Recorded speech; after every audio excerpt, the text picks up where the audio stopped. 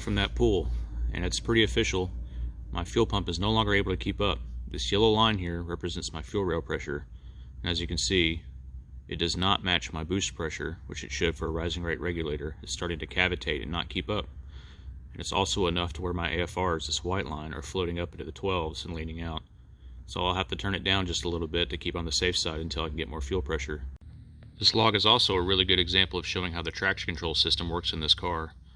The white line is rear wheel speed and the red line is front wheel speed. So you can see this difference here. That is the car spinning the 28-inch Pro Radial on the street, and this is what it's doing about it.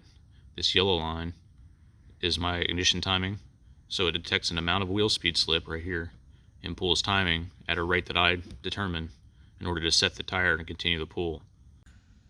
The biggest change in the car so far has been these 28-inch Mickey Thompsons. I was looking for 26s, but a really good deal on some 28s popped up sort of out of nowhere, and I had to go get them. It's been hell getting them to fit, but with some different methods and strategies, we were able to get them to fit with a little bit of rubbing. Made some custom mounts to accept these double I Viking coilovers, double adjustable on compression and rebound. They've really changed the car.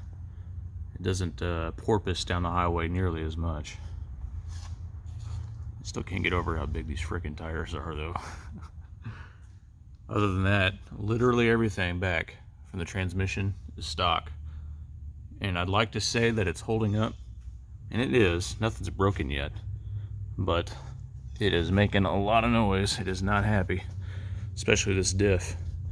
About once a week, that bolt right there backs out about 5 or 6 turns, and I'm going to keep an eye on a crack on the subframe that developed.